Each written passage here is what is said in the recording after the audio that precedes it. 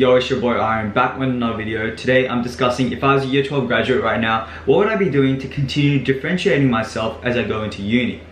So whether or not you're watching this video before your ATAR has been released, or you've gotten a guaranteed course offer, or even accepted your university offers, these are my best tips to continue differentiating yourself as you go into university. Now you might be wondering, why do you want to continue differentiating yourself? Well, the thing is that once you graduate from university, the job market is extremely competitive. And so if you want to have a chance at landing your dream job, this is probably the best way to single yourself out from the cohort in the eyes of employees. Overall, the aim of this video is to start getting you guys to think with a more medium to long-term mindset. Not only will this set you up for a more successful career, but it will also set you up for a more satisfying one. So basically, the tips that I'm about to describe are strategies for students across all fields. You could be like commerce student, computer science student, engineering student, law student, medicine student. Almost anyone can use these tips to differentiate yourself, because in the end, it's all about landing a job in the future. So the main ideas that I'm going to discuss is work experience, volunteering, learning a new skill, starting a project, and finally some tips and tricks for medicine students who are looking to specialize in the future. Alright, to put it in perspective, in Sydney alone there was 250,000 students enrolled in university in the year of 2020. Now, considering that a bachelor's degree is 4 years long, that would mean around 62,500 students actually graduated from university last year. After doing some research, I found that the Department of Education calculated that 130,000 students nationwide consisted the class of 2020. Which means if you were joining the job market last year with the same degree, applying for the same graduate position with almost the same university marks, you'd have to differentiate yourself from 129,999 students. How do you do that? Work experience is probably the most crucial thing across all fields. I can't emphasize how important it is to find some sort of work experience before you graduate from university. Not only does it allow you to learn a set of interpersonal skills, but it can also test whether you like a particular occupation that you're working towards and whether you like the degree itself that you're studying. On top of that, it can be the hopping stone between your current job and your dream job. And finally, it can teach you the importance of saving, spending, and wealth generation.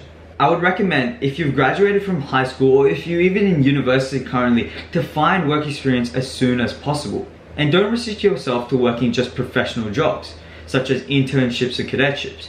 You can be working jobs such as at Colts, your local cafe, the library, before and after school care. Any of these jobs can teach you skills such as time management, balancing work and university, cooperation, teamwork, leadership, and overall show future employees your ability to bring these traits into their position. Working jobs like these can differentiate you from other applicants when you finally apply for cadetships, internships, summer roles, and graduate positions. Not only will you have something to discuss in your applications and interviews, but you'll also be able to show that you're a performing employee, that you're hardworking and dedicated, something that employees always look for. Alright, let's move on to volunteering now. Volunteering is a great way to give back to your community. I think that everyone should volunteer whether you have a job or not, and back a cause that they strongly support. Not only do you get to support a cause that needs help, but volunteering is highly recognized by employers. Volunteering with a charitable organization can also teach you a range of interpersonal skills that employers search for, such as teamwork, problem solving, critical thinking skills, as well as time management and showing your dedication. Most importantly, there's very little barriers to joining a volunteering organization. Almost anybody could do so. So if you're still searching for a job, in the meantime, you could support a cause that you want in your community, you could learn or improve on your previous set of interpersonal skills, and finally, you could differentiate yourself in the job market for your future job applications. Okay, so let's discuss learning new skills or starting a new project. Now, this is something that can be done completely independently. You don't need another organization, you don't need past work experience, you don't need anything else aside from Google and your own brain. So I think that learning new skills and starting a project is actually a really good way to not only personally develop yourself and into areas that you're passionate about, but also it can help differentiate you in the job market. You could learn a new language, you could learn how to trade, you could learn how to use Excel, you could learn how to do a tax return, you could learn how to use a software. All of this is online on Google, and most likely it's going to be free as well. But if you can find what skill your job requires and you work towards it, it's in a way to show how passionate you are to work for this job. Saying that you're passionate for a role is fair enough, people will take it on paper. But having learned a skill independently for that role is a way to show that you're passionate unlike no other, and employees love that. They definitely love that. In fact, there's so many skills that you could learn. You might feel a bit overwhelmed on where to start. So my best way to actually hone down into what skill will be beneficial for both you and also the job you're applying for and the employee is simply look at the role that you want to apply for, or look at your dream role. Now go down the requirements of what the individual requires or the employee requires to bring to the table. Now there'll be multiple things that you need to hit off, right? But just start off with the one that you seem most interested in. Maybe it's like just knowing how to do a simple tax return, right? So if you're most interested in knowing the process of doing a tax return, then you go to Google, you search up, maybe it's a YouTube video that you want to know for the particular software that you're using to do a tax return. Or it might be like the more fundamentals, why do we do a tax return? Either way, I'm sure there's a course online that you can use to actually hit this box. Now with that being said, you can now list that on your resume or discuss this in your applications for like accounting roles where you need to do tax returns. Easy win. Yo, video editor Aaron here. I actually heard a story from a mate recently who told me about an engineering student who designed and created a model rocket replicating one of an aerospace company. He shared his stuff on LinkedIn and ended up actually getting an internship from that same company. So props to him, yeah. As for medicine and science students, you guys can do research publications of any topic that interests you. This could be used in your future interviews as something to discuss or in your applications even.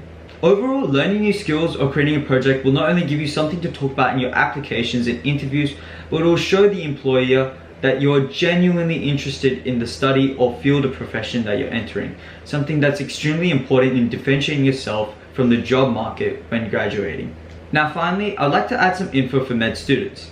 Look, if you're looking to specialize in the future, such as becoming a surgeon, then you should be looking for surgical and medical experience as part of your work experience or volunteering experience.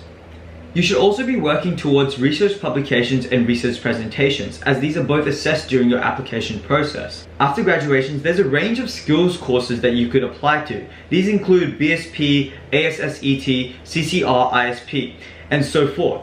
Now these skills courses provide you with the ability to learn surgical and medical experience with hands-on and practical classes. And with entry and acceptance of students to the training programs for surgery being extremely competitive, you really want to be differentiating yourself during university and maximizing your time. I've linked below the Australian Orthopaedic Association's 2021 training programs selection process for surgeons. Now have a read through that and actually keep in the back of your mind, what should I be doing to continue differentiating myself during uni and even after graduation? Good luck.